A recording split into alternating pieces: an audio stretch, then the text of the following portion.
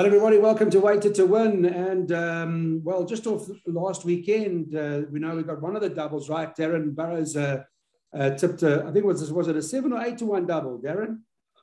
It was around 15 to 2, 8 to 1. Seeking the Stars and Shangani, they both arrived. Yeah. And we covered the two races for Durbanville, and we said it was a one-horse race. Captain's Ransom, she arrived. And then Seeking the Stars followed up from start to finish as expected. Yes. Yeah, seemed a very impressive horse. I know you guys agreed that Seeking the Stars would be the right horse in the race. So the season's begun now, both sides, Cape Town, Joburg, Turffontein, especially Turffontein, Darryl, because there's some horses that are obviously being prepared for the season, the much bigger races that are stepping out, or some have had maybe one run since their break, may need another, but it'll be interesting to see how they perform on Saturday, because that'll determine, what sort of chances and where they slot in what races over the next month or so. Absolutely, Clyde. But generally, the cream of the crop does rise to the top, and sometimes their class pulls them through. I don't think they're that far away, because we're into the swing of the season now. So it's not like they're going to be stepping onto the track anything less than 80% ready. So, yeah, definitely a nice card to look forward to tomorrow. I think it's very, very punter friendly. And I think you can get away with generally quite small exotics and definitely be in the power queue come end of day on Saturday's race.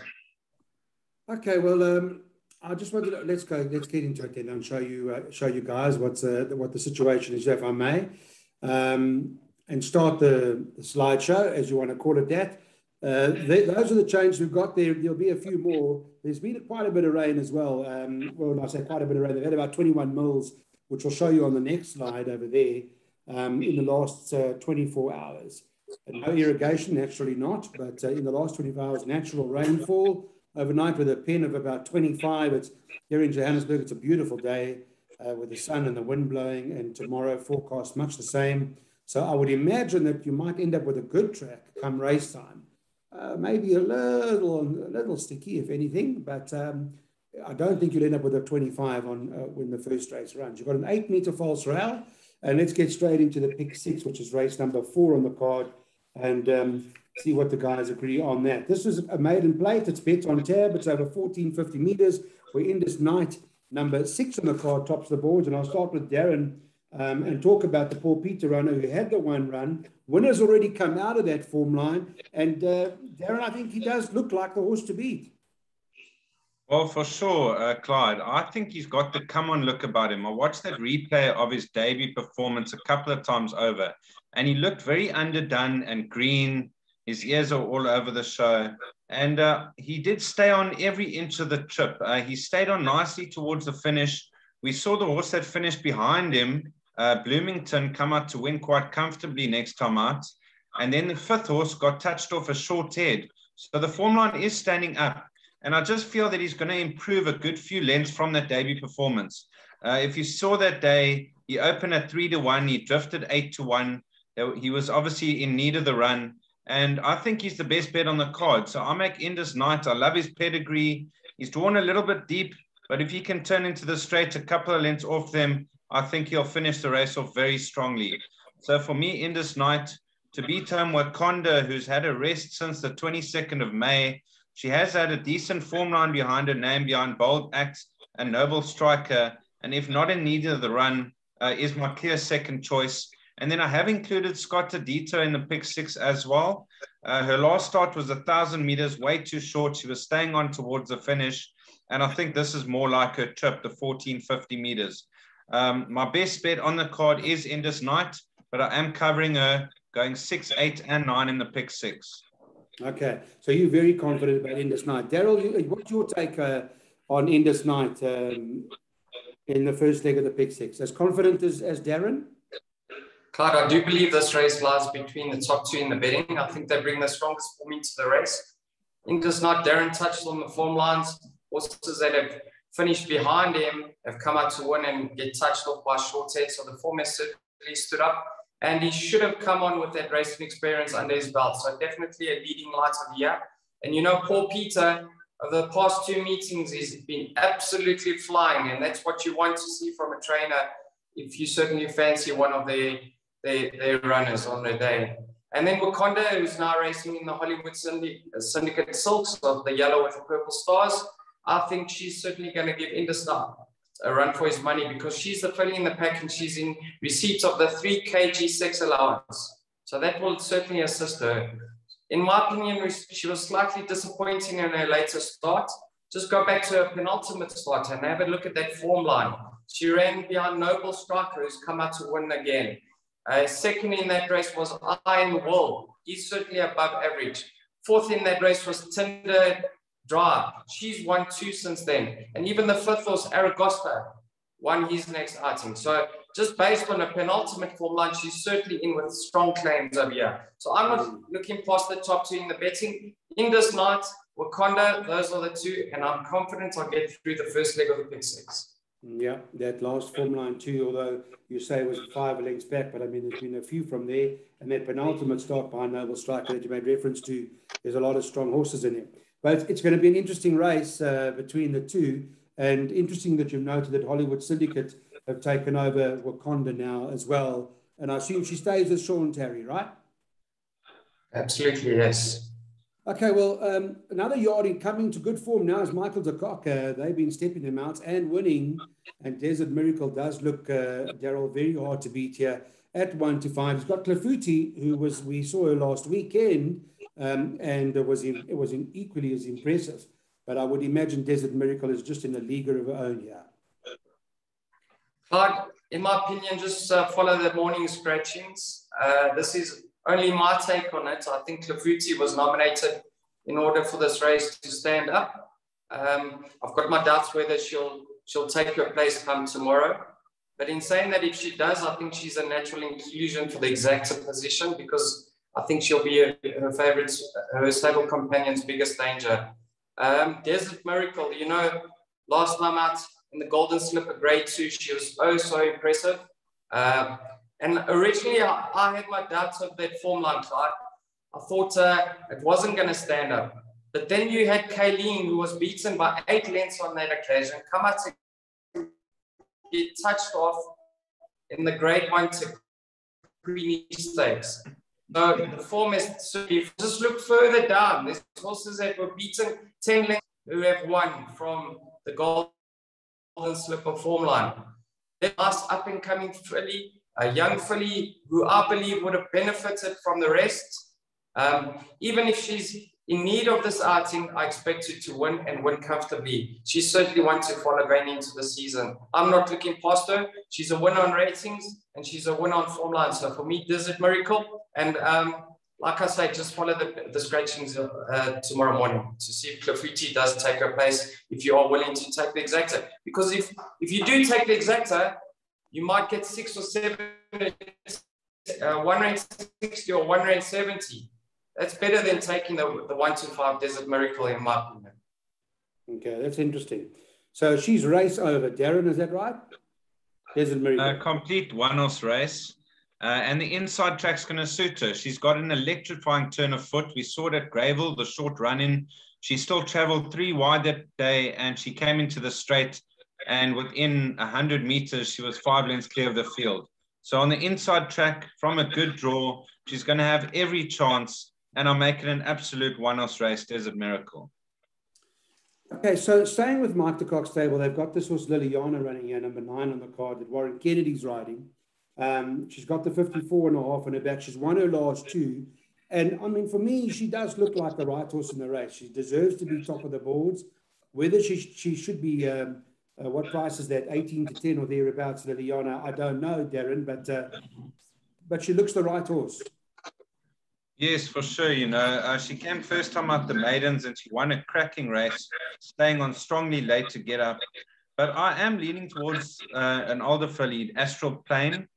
Astral Plain had her around an 83 merit rating previously. She tumbled down to a 69, and I fancied her strongly last time out. She was up there with the pace, and she actually won a tad cozily in the end. She was only penalised 3 points from that victory over course and distance. And I believe she's the value each way at around 7 or 8 to 1. I think Astral Plain is a big runner of her current rating and the one draw. For second, I'm going Liliana, a decent up-and-coming filly, since been fitted with the blinkers on. She's done nothing wrong. She's stepped up her game from maiden company into handicap company, and she's comes into this race with a handy galloping weight. Then for third, I like this filly Ancestral Prayer. I still believe this filly's looking for 2,200 meters plus. She always stays on very strongly late in her races. She was scratched a couple of weeks ago. I heard there was a slight problem with her. They had to pull her out. So, yeah, it's a comeback run. And I think she'll be running at them late, but I do believe she's one to follow in the future. And then my only other runner I've included is Fireflower, who found her best form of late and of her current rating should be right there at the finish. Okay, so that's those are Darren's choices, race 6. Darryl, I'll come to you now, and let's talk about the fillies and mares handicapped. In description are normally tough. Darryl's found an interesting one at a decent price in Astral Plain. What do you make of it? Clyde, just like the first leg of the pick 6, I think this race you can narrow down to 2 runners. I agree with Darren wholeheartedly. I think Astral Plain's going to be Liliana's biggest danger. Last time she found form, and that was because of her rating, and they dropped her competitive mark. And she only got £4 for that victory. So I certainly believe she'll contest the finish once again tomorrow. In her favour, she's 1 from 1 in the wet, so she could certainly enjoy the sting out of the ground. The form line was franked. In her last victory, she had Rock U 5 lengths behind her. And Rock U came out to win a very nice race yesterday at the Val. So I like Astral Plain. I think she represents more value at around 8 to 1 than what Liliana does at 8 to 10. But Liliana, you know, she impressed in her only handicap start. She was actually caught a little bit flat-footed, and Tinder Drive got away from her about 2 or 3 lengths going through the 300. I thought she did very well to knuckle down and be gutsy and get up in the latter stages. She actually won quite well towards the end. And just this is my opinion. I think Warren would love to maybe stay off the fence and get some cover, like just possibly 4th, and get going a little bit early on her. She's a nice filly in the making. And like I said, the Tinder Drive form line has been franked. Just interesting of you, Clyde. Astral Plain and Liliana both won on the same day of the same course and distance last time out. And Liliana clocked it in 112.06, whereas Astral Plain was much quicker in 110.66. That equates to about 7 lengths in favor of Astral Plain. But in saying that, Liliana carried 4.5 kilograms more than what Astral Plain did on that occasion. I'm not touching on anything else. I think those two will manage to get you through to the next leg of the pick 6. Okay, well, that's interesting. I saw Joe Soma earlier today, and funny enough, we didn't discuss racing, though. And Frankie Zaki was there as well. We're talking about them coming on the show soon to spice it up and give their winners. They say they tip better than us. They can give a bit more information. No, that's what they keep telling me. They're classier than what we are in terms of tips, and I think they got no chance with us. They can't beat us. But anyway, we'll put them up to the challenge.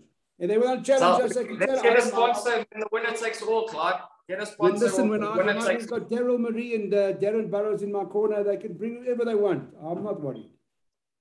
Maybe, okay. You know what, Clyde, the only chance they got is in Darren's, I believe he's a gym fanatic, but the only chance Frankie they've got is if it's in the boxing ring. But barring that, they have feelings inferior. Boxing ring got no choice. They'll be all in trouble. Let's stay with the 7th race now, Darryl, and talk about this particular event, which is a Pinnacle Stakes over the 1,800 meters. And I mean, I suppose, although second base has got top weight with 60 kilos on the back, I don't know if, a horse like Nachi, I know is 12 to 1, carrying bottom weight 50, probably still 4 or 5 kilos out if you take all of that into account in terms of the way the system works. But I wonder if Narchi's not perhaps a horse that might run in the top 3 and look out for, on the day. Second base, my personal first choice, but I do respect Narchi. What's your take, Darryl? Yeah, Clyde, like you mentioned earlier, the Mark de Kock stable at the moment is on such a high. So the horses are obviously in a good space, and you have to respect the majority of what he saddles up. I'd be surprised to see Narchi win, but if he manages to fill a trifecta position, that wouldn't be a shock for many. Second base, now obviously this is a pinnacle play, Clyde, and second base comes up on the best weighted column at net 120, 3 pounds superior to the 3 of Green Haze, Marching On Together, and Don't Look Back. Now second base, he obviously needed his comeback effort last Lamont, but in saying that, in my opinion, he was still slightly disappointing. I expected him to finish a little bit closer on that occasion. But he's going to strip much fitter, and he's the class in the race. So it will be no surprise to see him reverse that form with many on that finished ahead of him. Number 2, Asterix, another that's going to strip fitter. And just have a look at his form line. He's had 6 career wins to date, and 4 of them have been on the inside track. So he certainly loves this course. Golden Pheasant. Now, if you just happen to watch his last replay, you'll see he was the most unlucky loser you've probably seen in the last year. He should have won that race and won it quite comfortably. And he does hold second base on that occasion. He's having his peak run. The Burroughs steroid is coming to form. And if he just reproduces an effort like that, he's certainly in with a chance. And then another one I've included is Marching On Together. Now, he won well in his debut for his new yard on the Highveld, and he could just be another one like Don't Look Back, who obviously flourishes on the Highveld. And if that's the case, if he thrives on the Highveld, he could have a few more wins under his belt. I've only gone 4 horses in the pick 6. I've gone 1, 2, 3, and 8, and I'm fairly confident of progressing to the 5th leg. Okay, Darren, second base has been one of your favourite horses. I mean, yes, he's got 60, but as Darryl quite rightly points out, he's the best weighted horse in the race, and we know his ability. Are you still on his side on Saturday? Yes, I think you can put a line through his first run back after a layoff. I think wherever the horses he ran against last time, like Imperial Ruby, Golden Pheasant, Green Haze, I think there'll be a couple of lengths behind him this time. I think he's going to strip a much fitter horse. He's won 3 from 5 starts on the inside track. He's run 2 lengths off Malmus, half a length, got the green light, 2 lengths linebacker. He's got a lot of class, and I think we're going to see the real second base step up his game here, and he'll be my clear first choice. Over Golden Pheasant, unlucky loser last time when stepped up to the 1800-meter trip. He always runs a cracking race, and the Burroughs stable are in top form. Matterhorn, he's getting prepared for the Summer Cup, and off his current rating, he'll probably come into the Summer Cup with quite a decent weight. His first run in the Highveld was a good run over a distance short of his best.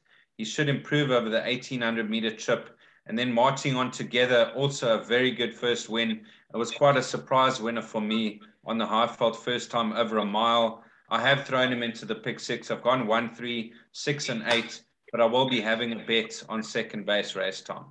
Are you leaving Asterix out to pick 6? Yes. Okay. Let's stay with you, Darren. Go to the 8th race now, which is the final leg of the jackpot. And just have a look at that quickly, which is the Racing Association. It's a classified stakes. It's over 1,200 meters. And top of the board here is number 2, Love Lies, who's at 5-2, with About to Storm currently at 7-2.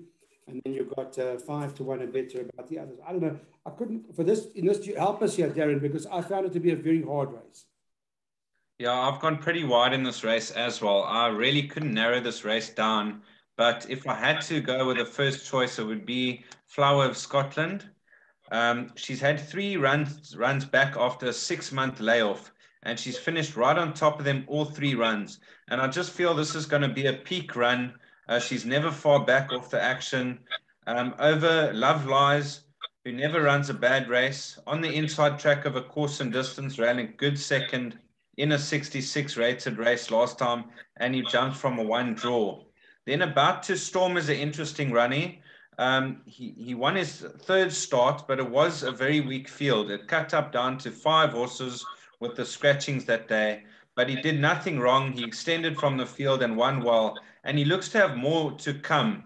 In a classified stakes, he could follow up with another victory. I've also included Space Race, who's never far off the action, and Nkoli, he claims 2.5 kilos off her back, so it should put her right there. And I've also thrown in Samoa, a 7-year-old mare, but never far off the action. Okay, so tough, I guess. Darryl, just before we go to the 9s, just to get your take on the race, are you also making it open? Clyde, in my pick 6 thus far, I've only gone 2 by banker, by 2 by 4. So I can afford to go as wide as possible here. I've gone the field. Hopefully I'll get the result that I'm looking for. This is a classified stakes, and you know they favor the fillies and mares generally because of their allowance. And you just have to look at the best weighted. The 5 top best weighted are all fillies and mares. In saying that, number 2, Love Lies, he's in very good form. You know, he's super fit. That Warren Kennedy and the Paul Peter combination, he's got gate speed, and he's got early pace to capitalize on his good draw. So it would be no shock to see him win this race. Just in his last start, in a few more strides, he probably only finishes 4th or 5th, because they were all bunched up, and I'm always hesitant when I see finishes such as that one. But yes, he's a leading light of the year. I like what Darren said about Flower Scotland. 3 very nice runs since returning from her arrest, and she'll certainly enjoy that little bit of sting out of the ground, because she's had 2 runs in the wet for a win and a second.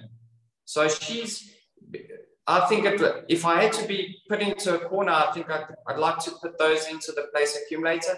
And a nice roughie for the trifecta, Clyde, is number 5, Just As Rich. Now, I know he finished last in his 5th out of 5 in his last lot, but he contested a very, very strong graduation plate on that occasion. And he may have even run above his current rating. And we saw Purple Panther won from that format. So it was a very, very strong field. In saying that, he needs to settle in running and finish his race off. And if that's the case on Saturday, he could sneak into the trifecta. He's a nice one to add into a trifecta's quartets and swingers and the like. So yes, a very, very open race. Okay, well, let's have a look at the 9th race now. This is the last on the card, and it's the next Turffontein meet is going to be on the 16th of October. It's a middle stakes over 1450 meters, and here Valdorcia is currently trading at 37 to 20, so somewhere around 80. I don't know where these fractions come from, but so they do nowadays. 4 Bold Act is a natural danger at 3 to 1, and I thought that horse number 9 Fisher King could also improve and wouldn't be left out of anything, number 9, Fisher King, 6 to 1. Having said that, my best bet on the card is, in this case, Darryl, Valdorcia, top of the boards. You touched on it, Clyde. It's a middle stakes. Just go to the best weighted column. You'll see it's all fillies. Spice Market, Net 96, Bold Act 92, and then Say When joint second on a 92. The favourite, Valdorcia, hasn't he impressed in his 2 starts to date? He's certainly going in the right direction. And in my opinion, he won a little bit easier than what the margins suggest last time out. I don't believe Warren actually got stuck into him. And my only reservation, Clyde, is there have been 5 runners from his last start, and 4 of them have missed a place. But in saying that, you can only beat what's put in front of you, and he's done that quite convincingly on both occasions. And he's definitely ahead of the handicapper. He's one who's highly rated by the yard and the jock, and they're excited about his future.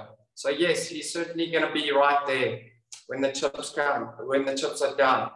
I'm a little bit surprised to see Fisher King trading at such big odds of 6 to 1.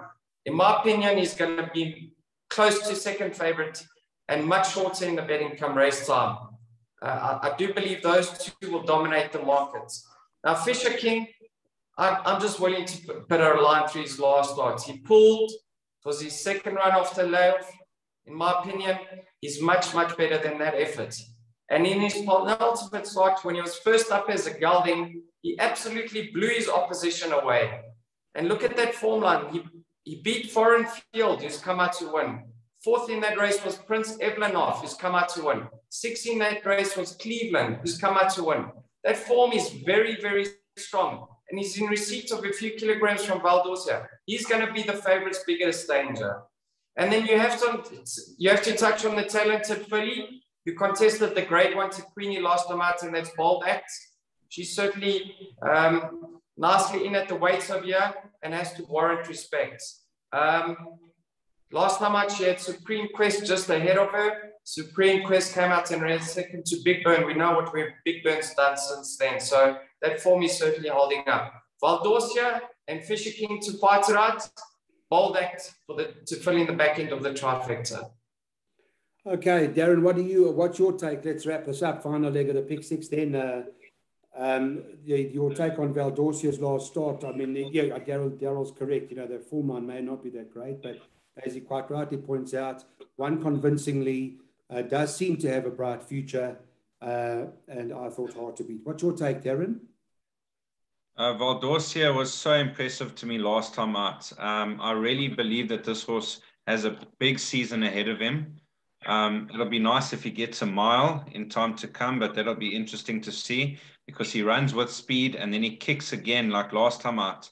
A really impressive victory. He will be my first choice, but the one horse that worries me is Fisher King. When he won over the 1400-meter trip, it was oh so impressive after the first run after gelding. And then last time out, he was fighting. He was never comfortable over the mile, and he seemed to drop out of it the final 200 and ran stone last of the 7 horses. I think you can put a line through that run. They're going to go faster pace over the 1450-meter trip, and he'll be Valdorcia. So I'm going 5 by 9, but I can't really split the two of them. And then I've included Bold Act. She is a 3-year-old filly carrying 56 kilos, but on her runs to date, she has a lot of ability. Yeah. Just a dark horse in the race that perhaps I'm not sure about Saturday, but certainly with the rating coming down and one to watch in the future, I think this will serve Squadron. Just keep an eye open. Trifecta's Quartet, it's 25 to 1. Right, WhatsApp Privé is still growing. 0691643272. Send your name and number to that number, please, and we'll add you to our group. The group's been active this week, and in fact was active today, just giving some hints on what's coming up on the show. And we are just about now ready to launch with all of what's promised in terms of prizes and midweek tips and competitions and mega wins and all of that sort of stuff. And it's great to see the support that we've had thus far. So we're actually overwhelmed to see the number of viewers that want to engage and want to know what else is going on, barring on the weekend. Darren, let's stay with you now, and you can just take us through your play of the day. And I see that you've also got something interesting with this Durbanville on Saturday, and with your best bits having arrived there last weekend, well, certainly one of them, you have gone, I see, with She's a Rainbow in the 5th race, who's currently trading at 18 to 10. Yeah, she's currently training at 18 to 10, but I was very impressed with her debut over the 1250-meter trip at Durbanville. For her, I watched her carefully. She stayed on nicely towards the finish, and I thought next time out over the 1400 mile, she's going to take a good one to beat her. I've studied the strength of the race. She is joint favorite with I'm in Love, but I'm in Love, the form lines haven't stood up strong. That's why I've decided to go She's a Rainbow as my best bet at Durbanville, and Indus Night in race 4, number 6, Turffontein. And then my multiple play for that Turffontein is Indus Night to Miracle to win, an Astral playing to play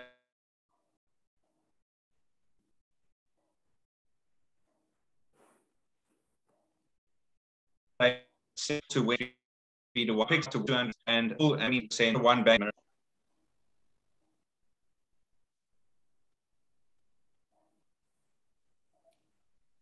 Clyde? Yeah, Darren just got a bit of a clip, but you've got that information from Darren. So, Darryl, let's go to your page and you can take us through what you like. On the left-hand side, you can see my suggested pick six. It's a fairly relatively cheap perm, 432 Rand for a full unit. Obviously, the bank is Desert Miracle. Then my suggested multiple for the day, Wakanda on her penultimate start. I think she's a fairly safe place bet. Desert Miracle to win. Then I've gone with Astral Plane because I think she does represent the value in that race. I think at around about 12 to 10 a place, I've added her in. And then Fisher King, I think he's even a big price at the moment. So I believe that's a nice multiple to take on the day. I think you'll get around 6 to 1. And if you're a little bit even braver, take another one with Fisher King for a win at the back. But yes, 6 to 1, Wakanda to place, Desert Miracle to win, Astral Plane to place, Fisher King to place.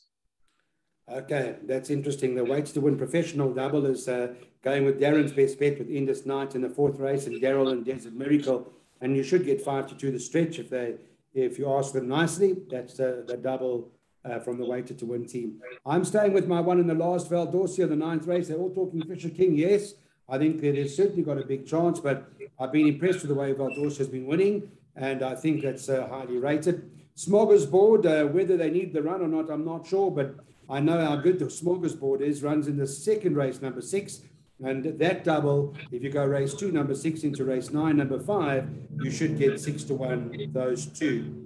Well, that's basically the latest from us. Remember, it's every Friday night that you join the team, and we hope all is good and that you have a great weekend punting. And you guys, I mean, the form is there. Not to say that you're out of form. Weighted to win's been in pretty good form, I think. Darryl? Clyde, you know, we were very, very stiff last weekend. We went field in the first 2 legs of the pick 6. Super Handsome won, the biggest outsider in the race. And then Paul Peters' filly won, Hot Swings. It was actually my first pick. I tipped her at 12 to 1. She started 4 to 1 favorite. There was a flood of money for her. And then we just came unstuck with the bank on the day. But everything else fell into place. And Big Burn, you know, she surprised me on the day. I thought maybe the track would have been a little bit heavier. But she got a pearl of a ride. And she was a deserved win on the day because she wasn't stopping at the end. She was actually extending. So, yeah, she was very impressive. Yeah, I asked Sean Terry about Andy Spell afterwards what he thought. He said a bit sticky in the going, etc. So she'll be back. And Big Burn does seem to be very impressive. Darren, there's also Greyville on Sunday. Darren, have you seen Sunday's card by any chance? Yes, I have had a good look at Sunday's card. I found this horse Purple Flame in race 3. First leg of the pick 6. He's drawn 1. His debut performance was in a juvenile plate behind Cavalier King. Now, Waterbury Lane was half a length ahead of him. Then they dropped him back in trip to a 1,000-meter trip, and it was too short for him. He gets stepped up to 1,400 meters, and it's not a strong race. At around 3 to 1, I think Purple Flame could open the pick 6. Okay, so race 3, what number did you say Purple Flame is? Number 1. Race 3, number 1, Greyville Sunday, 28 to 10. All right, guys, thank you very much. Much appreciated. Trust all will be good with you, and we'll catch up again really soon. Thank you. Thanks, guys. Cheers.